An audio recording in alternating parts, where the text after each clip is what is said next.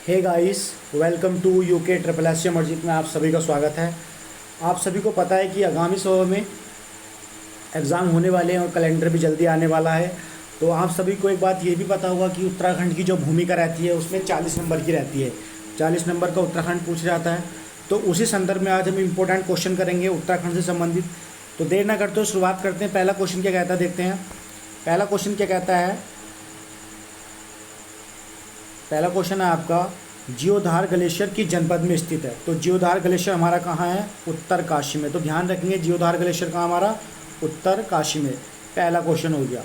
इसी क्रम में क्वेश्चन नंबर 2 देखते हैं। तो क्वेश्चन नंबर 2 क्या कहता है कि रुद्रमहाल्य मंदिर को वर्तमान में किस नाम से जाना जाता है। तो रुद्रमहाल्य जो मंदिर है हमारा, उसे किस नाम से जाना जाता है।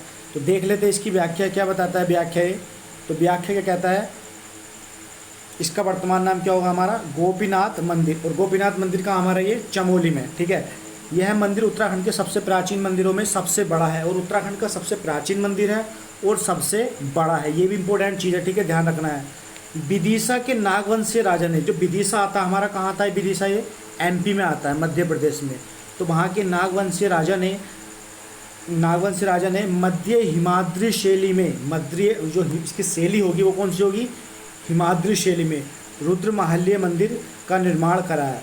तो इससे हमें 2-3 बात तो याद रखनी है। पहला क्या, ये ठीक है, रुद्रमहाल्य वर्तमान नाम क्या जाना जाता है इसे, गोपीनाथ मंदिर, ठीक है। और सबसे बड़ा मंदिर है और उत्तराखंड का सबसे प्राचीन मंदिर भी है। और किस राजा ने बनवाया था, नागवंशीय राजा ने। एक बात ये हो गई। और हिमाद्री शैली में निर्मित है। पहली बात ये भी जरूर याद रखनी है आपको कि किस शैली में निर्मित है, हिमाद्री शैली में, ठीक है। चलते हैं अगले क्वेश्चन पे। अगला क्वेश्चन क्या कहता है हमारा, अत्रि मुनि आश्रम कहाँ स्थित है। तो अत्रि मुनि आश्रम कहाँ हमारा, चमोली जनपद में हमारा अत्रि मुनि आश्रम। अगला क्वेश्चन देखते हैं। अगला क्वेश्चन क्या कहता है, क्वेश्चन नंबर अगला कहता है कि चमोली जनपद स्कंद गुफा कहाँ स्थित है। तो स्कंद गुफा कहाँ हमारी, चमोली में है स्कंद गुफा। और यहाँ पे कहाँ पे है ये, बद्रीनाथ के पास में, बद्रीनाथ में गुफाएं चमोली में, ठीक है। और माड़ा गांव के पास में आती है गुफाएं वहाँ पे, ठीक है। और ब्यास गुफा भी वहीं पे है। ब्यास गुफा भी कहाँ पे है, बद्रीनाथ में। और स्कंद गुफा तो है ही चमोली में वहाँ पर, तो याद रखेंगे वहाँ पर। और मुचकुंद भी वहीं पर है। इसी क्रम में क्वेश्चन नंबर अगला देखते हैं। क्वेश्चन नंबर अगला ये कहता है, कहता है कि जय विजय पर्वतों के मध्य किन नदियों का संगम होता है। तो जय विजय पर्वत कहाँ, सबसे पहली बात तो ये पता होना चाहिए हमें, चमोली में। उसके बाद देखते हैं किस नदियों का संगम होता है। तो अलकनंदा और विष्णु गंगा, अलकनंदा या विष्णु गंगा, या ओवली करके क्या रखा है इसने, पश्चिमी धौली गंगा। तो ये भी यहाँ से याद रखेंगे आप। इसी क्रम में अगला देखते हैं कि ग्वालदम किस जनपद में स्थित है। तो ग्वालदम आप सभी ने पढ़ा होगा परीक्षावाड़ी में। ग्वालदम का हमारा चमोली जनपद में है और चाय के लिए प्रसिद्ध है ग्वालदम। इसकी व्याख्या देख लेते हैं। व्याख्या क्या कहती है, तो व्याख्या क्या कहती है देख लेते हैं। ग्वालदम बागेश्वर और चमोली की सीमा पर, अगर सीमा आ गई तो चमोली और बागेश्वर में, अगर डिस्ट्रिक्ट आ गया तो चमोली में, ठीक। अब देख लेते हैं इसका क्या है मैटर। इतिहास की दृष्टि देख लेते हैं। जो परमार वंश के राजा थे बलभद्र शाह और चंद राजा कौन थे, रुद्रचंद के मध्य युद्ध हुआ था। उसका नाम क्या था, ग्वालदम का युद्ध। क्या नाम था उस युद्ध का, ग्वालदम का युद्ध, ठीक है। ग्वालदम का युद्ध हुआ था। और इस युद्ध में एक विशेषता ये थी, इसमें जो रुद्रचंद के योग्यतम सेनापति थे पुरुषपंत, वो इसमें मारे गए थे। किसमें, ग्वालदम के युद्ध में। तो ध्यान रखेंगे, आ सकता है कि रुद्रचंद के सेनापति किस युद्ध में मारे गए, तो ग्वालदम के युद्ध में मारे गए, ठीक है। पहली बात तो ये चल गया पता, ये भी हमें याद रखना है। और एक चीज़ और देख लेते हैं इसमें। ये कह रहा है कि ग्वालदम युद्ध के समय बागेश्वर में कत्यूरी राजा कौन था। तो ये भी याद रखेंगे हम, सुकाल देव वहाँ पे कत्यूरी राजा था, ठीक है। बलभद्र शाह और चंद राजा रुद्रचंद के मध्य हुआ था ग्वालदम का युद्ध, ध्यान रखना आप, ठीक है। और इसका शायद सन है हमारा 1581 और कहीं कहीं इसका शायद 1591 भी दे रखा है। अगला क्वेश्चन देखते हैं। अगला क्वेश्चन क्या कहता है, अगला क्वेश्चन कहता है कि त्रिशूल पर्वत कहाँ है। तो त्रिशूल पर्वत का आप सभी ने पढ़ा होगा, चमोली में हमारा त्रिशूल पर्वत। अगला क्वेश्चन देख लेते हैं। अगला क्वेश्चन क्या कहता है, फटाफट करते हैं क्वेश्चन। पाषाण शिला पुल या फिर जिसे क्या कहते हैं हम, भीम पुल किस नदी पे है। अब एक बात बताओ, आप पुल पे जाओगे तो किसी नदी पे तो होगा निर्मित, तो ये हमारा सरस्वती नदी पर, ठीक है, सरस्वती नदी पर है पाषाण पुल। और देख लेते हैं क्या कहता है, सरस्वती और अलकनंदा नदी के संगम पर केशव प्रयाग स्थित है, ठीक है। अलकनंदा और सरस्वती के नदी के संगम पर क्या हमारा, केशव प्रयाग, ठीक है। ये क्वेश्चन तो बहुत आता था कि सरस्वती पुल कहाँ है, और अब भी आ सकता है। अगला क्वेश्चन देखते हैं क्या कहता है। अगला क्वेश्चन कहता है कि पुरिंदर पर्वत किस जनपद में, तो सीधा याद रखो आप, रुद्रप्रयाग में है पुरिंदर पर्वत, देर नहीं लगानी है। अगला क्वेश्चन क्या कहता है कि रावणशिला किस मंदिर के निकट है, रावणशिला, तो रावणशिला हमारे तुंगनाथ मंदिर के पास में, और कहाँ, रुद्रप्रयाग। और तुंगनाथ मंदिर उत्तराखंड का सबसे ऊंचाई पर स्थित मंदिर है। अगला क्वेश्चन देखते हैं। अगला क्वेश्चन क्या कहता है कि मणिकर्णिका कुंड कहाँ है, तो मणिकर्णिका कुंड कहाँ है, गुप्तकाशी में।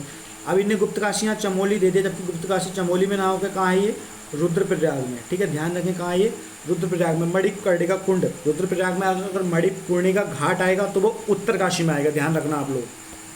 अगला क्वेश्चन देखते हैं। अगला क्वेश्चन क्या कहता है कि महाकवि कालिदास का जन्म उत्तराखंड के किस जनपद में माना जाता है, तो रुद्रप्रयाग में एक स्थान है, उसका नाम क्या है, कालीमठ।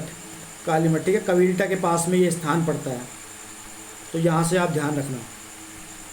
अगला क्वेश्चन क्या कहता है कि वशिष्ठ कुंड किस जनपद में है, तो ये हमारा टिहरी गढ़वाल में वशिष्ठ कुंड, ठीक है, और ये शायद बिसोम पर्वत पर है। कहाँ है ये, बिसोम पर्वत पर, टिहरी गढ़वाल में, याद रखना यहाँ से। ये तो क्वेश्चन ईजी है। अगला क्वेश्चन देख लें। अगला क्वेश्चन क्या कहता है, अच्छे क्वेश्चन है आप सभी के लिए, पूरी वीडियो देखना और वीडियो को शेयर करना, लाइक करना। अगला क्वेश्चन क्या कह रहा है, देखिए। अगला क्वेश्चन कह रहा है कि महेंद्रांचल पर्वत किस जनपद में, तो महेंद्रांचल पर्वत का हमारा पौड़ी जनपद में महेंद्रांचल पर्वत। अगला क्वेश्चन कहता है उत्तराखंड विज्ञान एवं शिक्षा अनुसंधान केंद्र की स्थापना कब हुई, उत्तराखंड विज्ञान एवं शिक्षा अनुसंधान केंद्र की स्थापना कब हुई, तो इसका आंसर क्या हो जाएगा, 2 फरवरी 2006 को। ठीक है, अगला क्वेश्चन देखते हैं। अगला क्वेश्चन क्या कहता है, ये कि ये भी परीक्षा वाड़ी का ही क्वेश्चन है। गंगा स्वच्छता दिवस कब मनाया जाता है, तो सीधा सीधा क्या हो गया, 17 दिसंबर को। लेट ही नहीं करना, इसमें सीधा लगा देना 17 दिसंबर गंगा स्वच्छता दिवस। अगला क्वेश्चन देख लेते हैं, ये वाला तो इंपॉर्टेंट क्वेश्चन है। अगला तो नमामि गंगे अभियान के तहत उत्तराखंड की किन नदियों को शामिल किया गया, तो नमामि गंगे जो हमारा एक अभियान है उसके तहत शामिल किया गया। सबसे पहले भागीरथी को, ठीक है, गंगा को, अलकनंदा को और मंदाकिनी को। ये सारी नदी आपस में गंगा की सहायक नदी हैं कुल मिला के। अब देख लेते हैं इसकी व्याख्या क्या कहता है, तो इसकी व्याख्या कहता है कि इसमें जो हमारा नमामि गंगे जो कार्यक्रम चलाया गया था, तो ध्यान रखना 7 जुलाई 2016 को चलाया गया था Namami Gange. Very important question है, उत्तराखंड में कई बार पूछा जा चुका है वाला।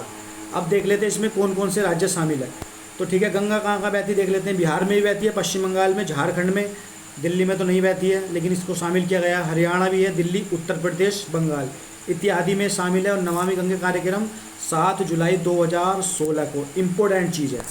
अगला क्वेश्चन देखते हैं।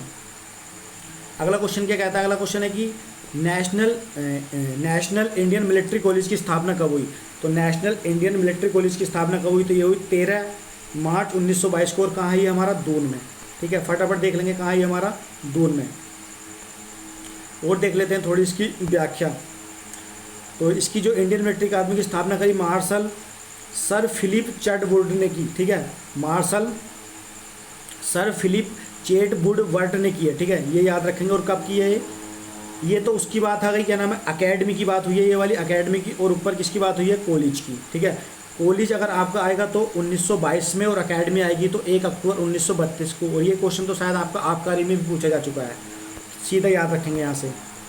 अगला क्वेश्चन क्या कहता है, अगला क्वेश्चन कहता है कि मेरे बुजुर्ग मेरे तीर्थ योजना का नाम पंडित दीनदयाल उपाध्याय मातृ पितृ तीर्थ योजना कब चालू की गई, तो मतलब जब ये हरीश रावत जी ने चालू करी थी तो उस समय इसका नाम रख के रखा गया था मेरे बुजुर्ग मेरे तीर्थ योजना। लेकिन बाद में इसका नाम क्या कर दिया गया था, पंडित दीनदयाल उपाध्याय मातृपितु तीर्थ योजना। तो ध्यान रखना ये कब चालू की गई थी, 29 जुलाई 2017 को। कब चालू की गई थी, 29 जुलाई 2017 को। देखो इसमें दे रखा है मेरे बुजुर्ग मेरे तीर्थ योजना की शुरुआत 25 सितंबर 2014 को शुरू की गई थी। लेकिन इसके आगे क्या जोड़ा गया, दीनदयाल शब्द कब जोड़ा गया था, 29 जुलाई 2017 को। यहाँ से ध्यान रखना। अगला क्वेश्चन क्या कहता है देखते हैं। अगला क्वेश्चन कहता है कि जायका परियोजना का संबंध किससे है, तो जायका परियोजना का संबंध किससे है, वन संरक्षण से। और जायका परियोजना जो किस देश की है, तो हमारी जापान की है, ध्यान रखना, जापान की है। अगला क्वेश्चन देख लेते हैं, ये भी परीक्षा वाड़ी में भी क्वेश्चन आपको मिल जाएगा। उत्तराखंड में सबला योजना की शुरुआत कब हुई, तो उत्तराखंड में सबला योजना की शुरुआत कब हुई, 19 नवंबर 2010 को सबला योजना की शुरुआत हुई। तो यहाँ से हम इसकी तारीख भी याद रखेंगे। 19 नवंबर 2010 को। अगला क्वेश्चन क्या कहता है, उत्तराखंड सरकार द्वारा किस वर्ष को महिला सशक्तिकरण वर्ष घोषित किया गया? तो 2006 और 2007 को। इम्पोर्टेंट क्वेश्चन है। अगला क्वेश्चन देख लेते हैं आज का और लास्ट क्वेश्चन, और ये आपका शायद फॉरेस्ट गार्ड में भी पूछा गया था सेकंड मीटिंग में, यही वाला सेम क्वेश्चन। देख लेते हैं क्या कहता है। किस जनजाति के शीतकालीन आवास को मुंडा या मुनसा कहा जाता है? तो किसे कहा जाता है? भोटिया को। भोटिया मध्य हिमालय की सबसे बड़ी जनजाति है और कहाँ निवास करती है? पिथौरागढ़ में, ठीक है। और इसकी उपजाति भी है शो का, वो कहाँ निवास करती है? धारचूला साइड में, ठीक है। अगर वीडियो अच्छी लगी है तो लाइक करें, शेयर करें। धन्यवाद।